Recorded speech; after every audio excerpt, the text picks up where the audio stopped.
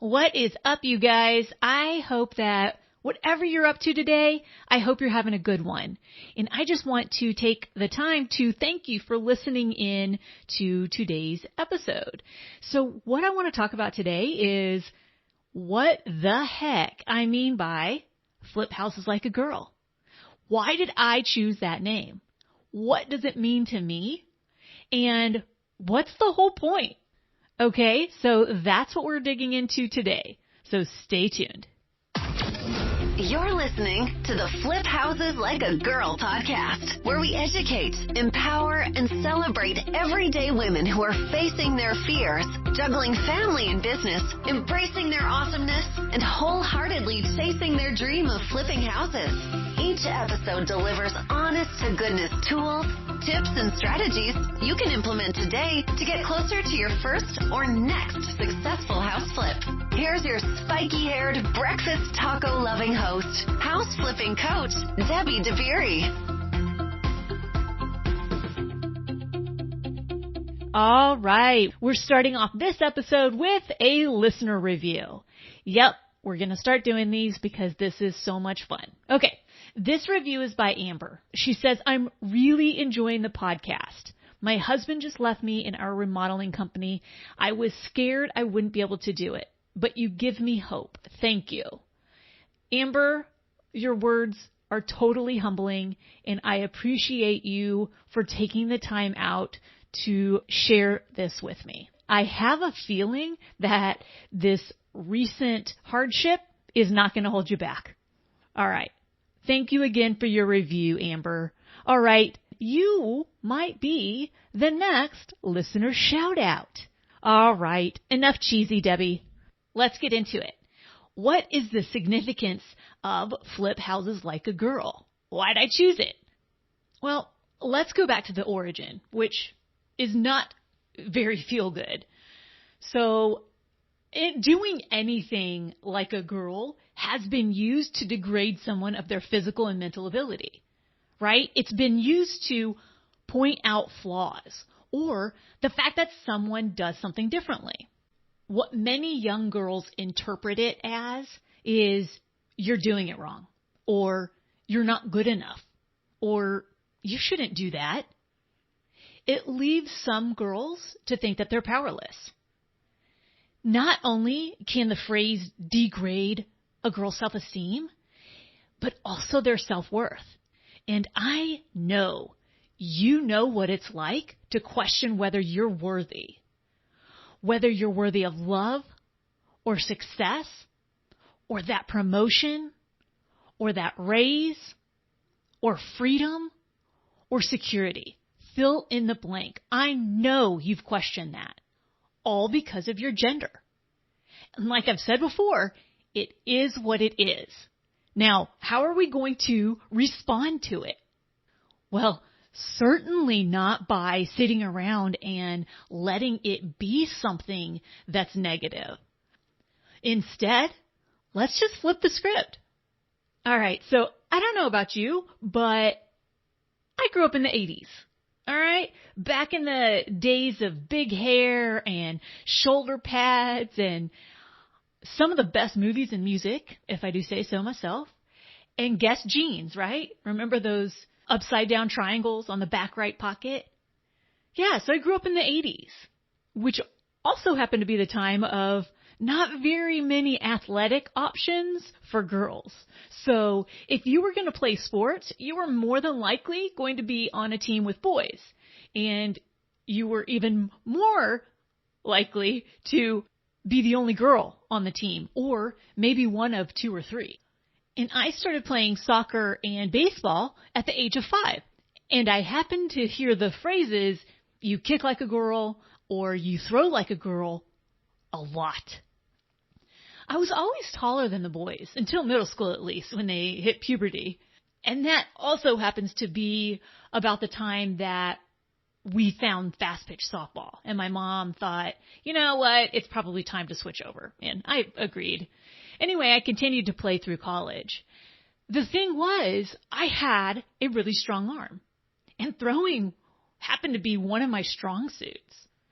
I remember in elementary and middle school, I don't know if you had this, but did you have something called field days where they had all these competitions like throwing a softball or long jump, high jump, I think I remember, and maybe some different races? Well, I was not good at the other stuff, but I was really great at throwing the ball. And I always won. I always beat the boys. So the insult of "you throw like a girl" was never directed at me. But don't get me wrong, I heard it a ton. I heard boys saying it to other girls. I heard coaches saying it about other girls. And I even heard boys saying it to other boys. Because that was the ultimate insult, right? I grew up with 4 older brothers and a mom and dad who all encouraged me in my sports. I don't remember ever thinking that there was something I couldn't try because I was a girl. Except for some strange reason, my mom was adamantly against me playing the drums. I wanted to play the drums so badly.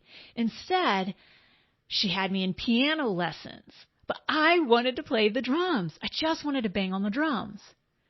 Now, part of me recalls something about drums not being for girls or not being ladylike, which was something my mom often said.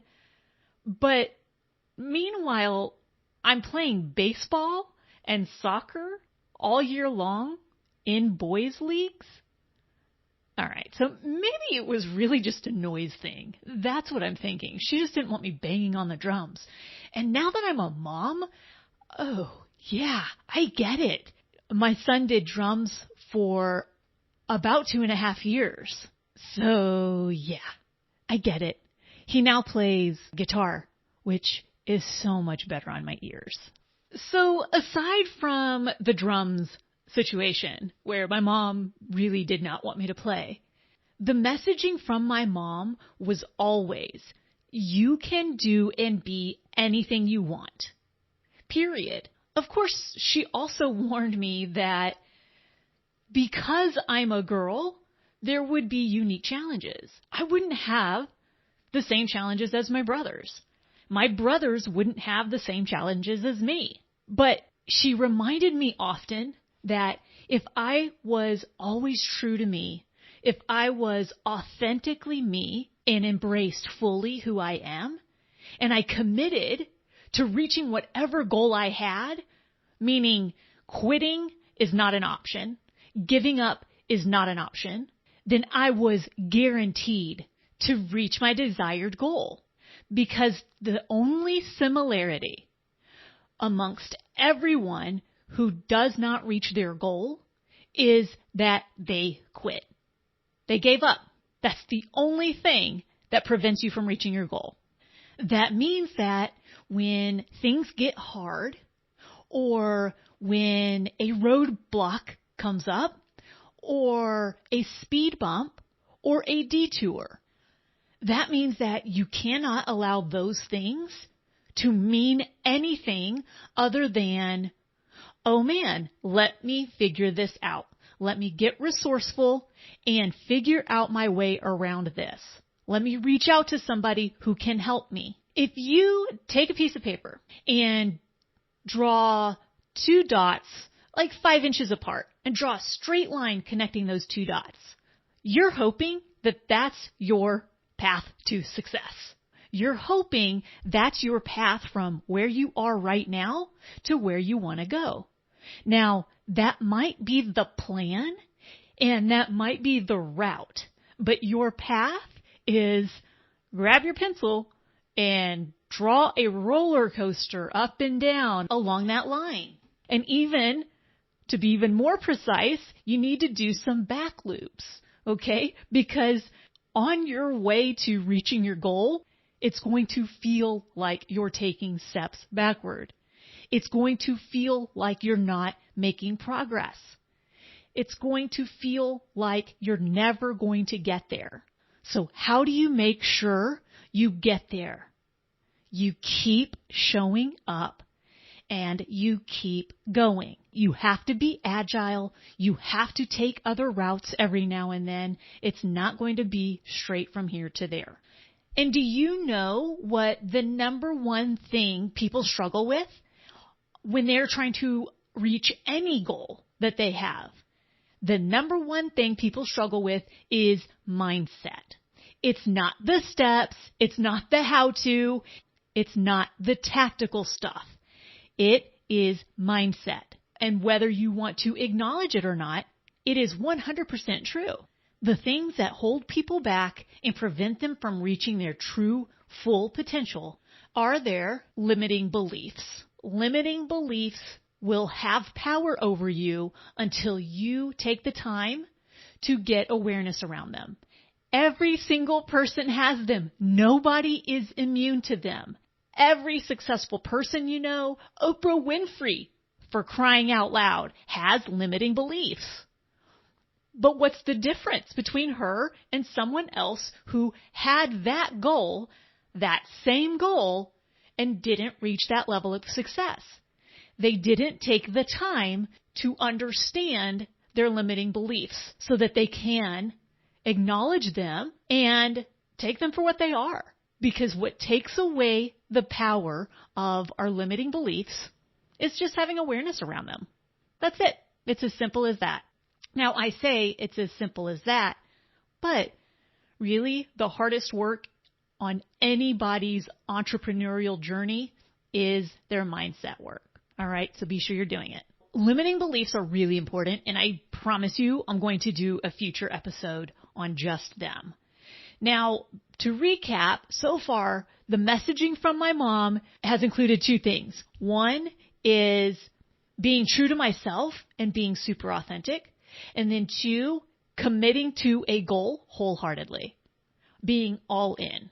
Accepting nothing other than achieving that goal as success.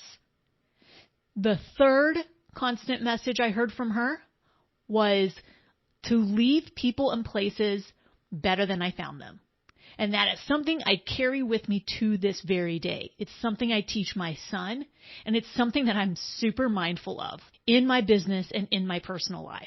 Leaving people and places better than I found them. So basically, my mom's messaging has really impacted the meaning of like a girl for me. So that messaging has played a huge role in what it means to me to do anything like a girl. Let me give you some examples of what doing something like a girl means to me. Number one, it means doing it with heart, meaning leading with compassion and truly wanting to help others.